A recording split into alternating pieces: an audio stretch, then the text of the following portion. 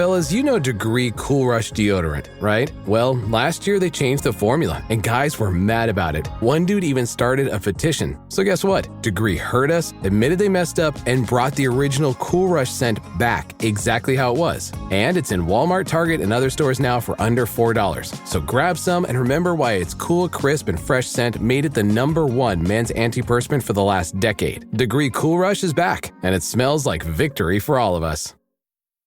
Don't you love it when things are both easier and more affordable? Like when the rain washes your car for you. Or like when you save up to 10% by bundling your renters and auto insurance with USAA. Bundle with USAA and start saving. Get a quote today. Hilton brings you new ways to stay, with experiences that let you capture the glory days. Introducing the Graduate Hotels. Each inspired by local college towns, these stays are always original and never boring. Get in touch with traditions all across the country and enjoy a stay that's a class above the rest. Book at Graduate Hotels with Hilton Honors Points at Hilton.com. It's a win-win. Hilton, for the stay. From the Fifth Quarter Studios in Madison, Wisconsin, you are listening to High School Hoops with our hosts, Steve Collins and Jake Steger. Hey everybody, happy Wednesday and episode 39 of High School Hoops. Before Jake and I jump into his 3 favorite drills, there will be a handout. There'll be a link in the show notes to get that. Before we do that, I want to do 2 big shout outs. First one is to Dr. Dish, the shooting machine that everyone needs in their gym, in their youth organization, in their AU program, summer program. It will make you, the game has changed. It's 3-point shooting and layups. So Dr. Dish will help you become a better shooter. Second thing is make sure you go over and check out teachhoops.com for coaches who want to get better. This is the perfect time in the summer to become a better basketball coach, to expand your horizons. We're adding courses, we're adding materials all the time. Where else do you get one-on-one calls, office hours, things like that? You do over at teachhoops.com. So go over and check it out. Netflix for basketball coaches and for basketball coaches who want to get better. All right, let's head off to High School Hoops. All right, welcome to High School Hoops, and I'm very proud that I didn't say Coach Unplugged. So, episode 39. So this is something Jake and I are trying out. If you like it, in the show notes, or send me an email at steve@teachhoops.com. If you like this kind of episode, let us know, because we're intrigued by it, and it's kind of making us think a little bit. But we're thinking we're going to do our 3 favorites, because I'm a big person in threes, because I think kids can remember it. I can remember it. So Jake is going to do this one. Then we're going to see what kind of input we get. If we get good input, then I'll do mine, and then we'll do all sorts of – he's going to do his 3 favorite practice drills, right? 3 favorite practice drills is correct. Yep, 3 favorite practice drills. So I'm going to let him talk about them. And then I will, in the show notes down below, I will put links so you can download these, and then you can look at them, and it'll be great for the first thing I just want to talk about, Steve, is that the importance of input. Just with our podcast and so forth, I've been able to connect with people all over the world lately. I'm getting books all the time sent to my house to review and do podcasts, and I got people emailing me about my blogs, and it's so awesome. So the more and more that we can continue to network with people across the world, literally the world, it's crazy. It's crazy, but when you look at the podcast feed, I was looking at it this morning, and obviously I'd say 80% is the U.S., the continental United States, but the other 20% is all. Literally, it's blanketed. It's crazy. China. I want to know how China. I thought China didn't let stuff like this out, but anyway, it's all good though. We had 22 awesome. In Iran. So, go Iran. That's awesome. And then I'm talking to people, guys trying to, people out of Pakistan. I'm getting packages from California and books to read about. I have more books than I can even be able to get to right now. I was just going to ask you how your podcast. I forgot to send Coach Collins a book that I just read. I've been really, really bad lately. I have to send Coach Collins a read that I want him to read, which is 21st century practice that I need to send out to Coach Collins. But I have multiple books that I need to read over the summer and interview people, and it's been awesome. So the more that you guys network with us, the more material we can give you and the more resources that you guys can continue to have. So yes, it makes us better. It's a lifetime learner thing. That's what I tell people. I mean, you don't even know I've had some. Oh, I had a coach from Australia. I've got some really good ones in the queue that are coming up. But all that's right, awesome. So let's get to your 3 favorite drills. I think the hardest thing for me was as I became more seasoned coach, I think my basketball practices became away more or less drills and more modified activities or games. I think drills, I don't know how you really classify a drill, but one thing that I want to acknowledge before I talk about my 3 favorite, these are pretty traditional drills. Right. But I think as you get to the higher level of coaching high school, I think a lot of it becomes more cutthroat, 3v3 with different situations of how you're doing things. So I want to just talk about that. The first thing I value a lot in my practices and what I've done is a lot of 3-on-3 with a lot of stipulations and cutthroat things. So for example, 3v3, working on how to defend the ball screen continuously. I think that's really effective, or doing things like that, or working on certain types of screens. So those are a lot of things that I've done in my practice as I move forward as a coach. Right. And I'm not so much a drill coach, but I'm looking at focusing and emphasizing on certain skills within a certain drill. Right. So it's not. It could have been renamed. I agree that it's not necessarily practice, and there are some practice things that you have to do. So it could be it's just practice, whatever, it's practice skill work or whatever we're doing. But it's along the same line. I agree. So when I look back, I looked at I keep all my old practice plans. I think it's really important to keep your old practice plans because you can go back and say, all right, this plan in particular worked really well for there's a certain style of team. I'm going to take exactly what I did and maybe replicate it against a different opponent. So I keep all my practice plans from the last 10 years of coaching. And so these were the That's 3 most easy. Yep.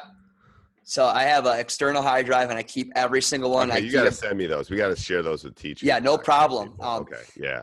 I just think it's really important because even my youth stuff, and I just look back and I think, all right, the nice thing about Google Docs is you can just continue to save those and look at those forever, or what certain matchups worked really well in practice that day. And, so these are the 3 that I thought were the most effective, or the ones I've been using continuously. The first one is called Demathia finishing.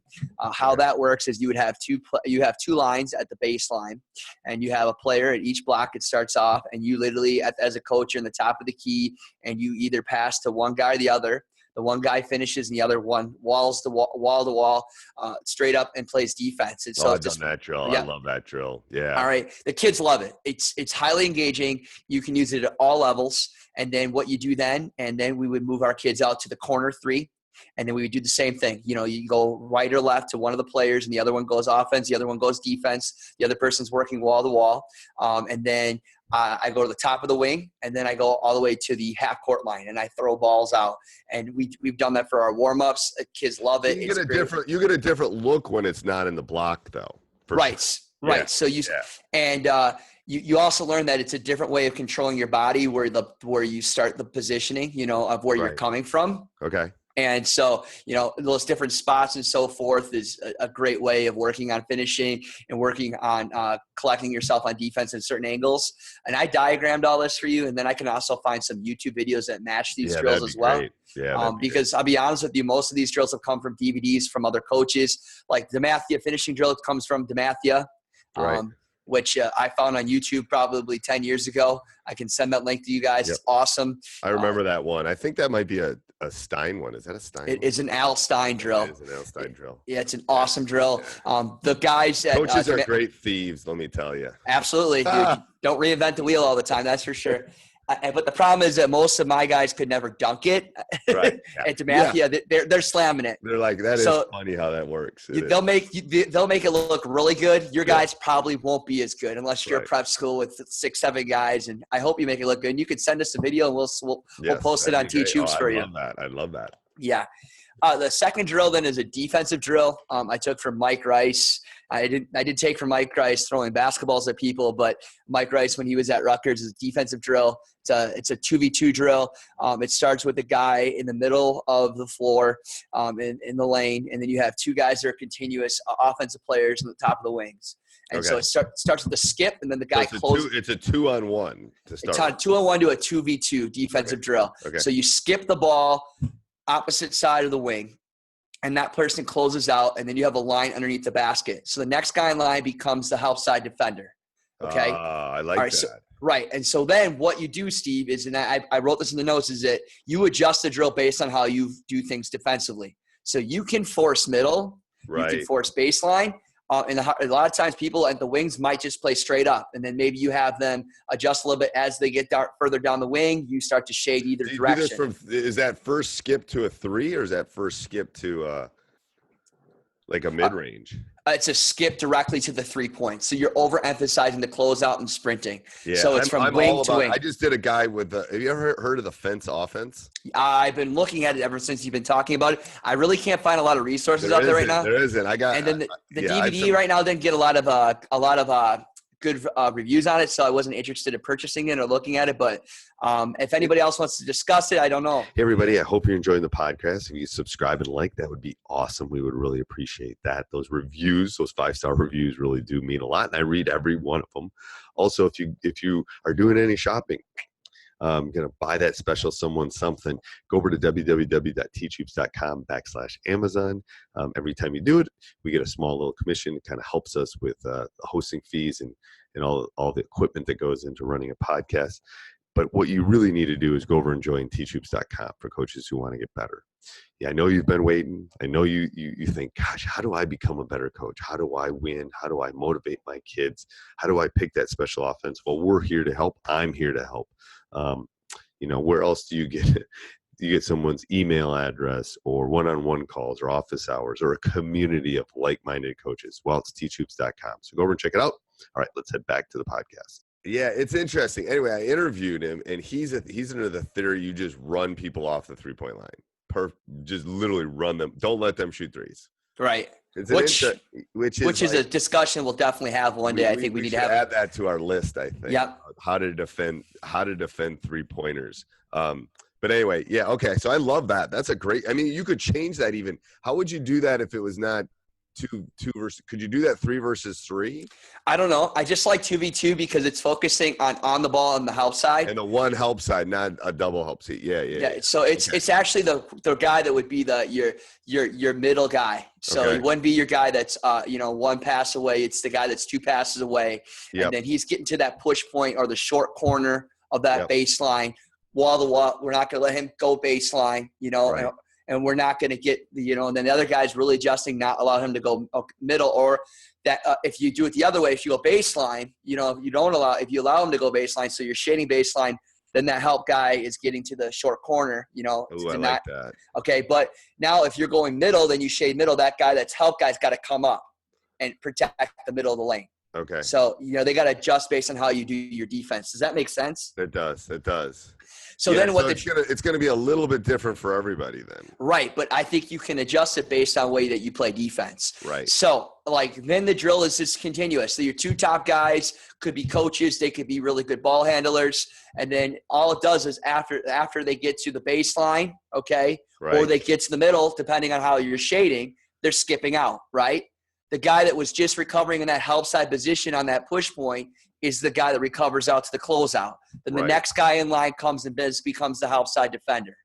Ooh, I like that. So it's a team-oriented drill. Right. It really shows there's a lot of basketball court available to see so coaches can see, and you're really working on that rotation. That was a drill that I do every single day at practice because I think that rotation is huge. Yeah. Because the thing is so this is where I think you got to be creative as a coach. Like I agree, and we're actually okay on that.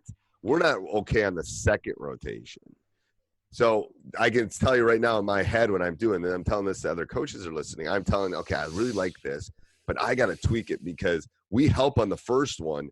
but then it's the second rotation. So in my so you mean, head, are you saying second rotation go top, like side, top, side, and back side? Yeah. All right. So maybe it's 2 rotations and then a guy out, you know? Right. I mean, you know, you get down with that first rotation. Like every defense is good on the first rotation most times. Right. It's really that second and third rotation where we have that vulnerability, you know? Right. Yeah. That's a good point. Yeah. It's so we just modified a drill that maybe we could be able to, you know, keep the same guys in for 30 seconds at a time and make them work, and then rotate new 2 guys in at a time, depending on how you want to do it. Yeah, I like that. Okay. All right. So then what's your last one? My last one is called the USA drill. I got it from Bob Hurley. Bob Hurley's stuff has always been really great. It's continuous advantage, disadvantage drill. Starts 2v1. So guy at the free throw line. You got 2 guys at the looking to rebound. Once he shoots it, the 2 guys go on a 2-on-1 against that guy. The 2 guys that are offensive players, the one guy has to inbound it. He cannot just get out of the rail. He's got to practice getting out of the baseline, and gives a little time for that defense to recover to make it more of an offensive transition. Okay. And then and go. And then then it goes 2-on-1. And then once the 2-on-1 shoots, 2 guys from that player's team come on, becomes 3-on-2. And then they come down 3-on-2, then it transpires to a 4-on-3, and then a 4-on-5, and then a 5v5. Oh, I like and then that. you can that's awesome because you can work on all your different transitions in a matter of one sequence. Right. It works on different ways of, all right, if I got 2 guys back, I'm making sure I got 1 guy forward, 1 guy back. If I'm 1 guy back, I got to protect the rim first. You know, if I got 3 guys back, I got 1 top, 1 bottom, whatever you want to do, you know? And so explain to me how you pick these 3 drills. Because it's interesting that you picked kind of a transition defensive drill. You picked a defensive rotation drill, and you picked I'll call it a quote unquote toughness drill or finishing drill. So how did you pick your 3 favorite? Well, I just think that they're very applicable, and I think they're drills that are very important all the time. I think it's really important to not foul. The foul game is huge. I think the USA drill does a good job about just walling up and playing solid defense, and then also guys finishing. You know, finishing isn't about layups. You know, it's about focus and finishing. I think it's a good way. USA drill is basketball is constantly an advantage, disadvantage, and adjusting offensively and defensively. I think it happens more in the game than we practice. And then the last one, Rutgers drill, I just think rotation is huge. You know, yeah, I think rotation's huge. I think rotation is an undertaught skill. I'm adding that. And so those 3 things are just I think are really important. The half court defense really breaks down when the rotation doesn't breaks down. I think you know teams struggle if you can really do a good job of defensively transitioning. I think you create better opportunities to win basketball games, and if you can finish. I don't know. I've always been a person on this podcast talking about finishing. I just think it's extremely important. You got to make those high percent shots. The thing is, if you watch the NBA at all it is finishing. It is. It is. There isn't a lot of good. You know, we talked about before of like 5 things not to do. You know, our NBA guys aren't doing 17 different post moves anymore. It's literally just athleticism and finishing around the rim with their size and their footwork. Right. The Metion drill. Yes. Yeah. It's good when you're young and you're working on your, you know, but it's not like, it's finishing through contact basically. Yeah, so those are my 3 favorite drills. The last thing I wanted to talk about, Coach, is we talked about via text, is that we want to end our show with what's called the full timeout, which is a fun question that we use at the end of every podcast. Yep. So the question that I have for us today, since the Bucks are out, which I'm very sad, but they had a very good season, is who wins the NBA title and why this year? Ooh, it's not the Raptors. It's not the Raptors. I can't pick them because they beat the Bucks. I don't know. I mean, I think Golden State's good enough to win it again. Me too. Even without KD. I think they're sometimes better without KD, to be honest with you. I know. It's crazy. I think the Bucks would have maybe had a shot, but I just think the Bucks needed to get to that game. Yep. They needed to get to the finals to maybe win it next year. So I just hope they can keep their team together. But me too.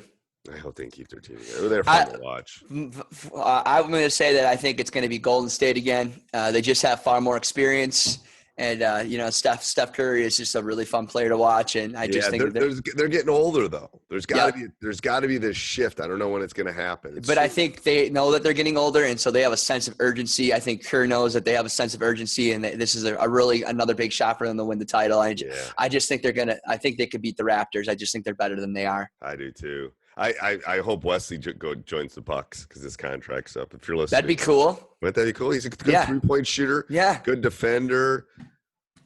And everybody likes a hometown hero, man. Man, I'm telling you. I don't know if they can pay him enough though.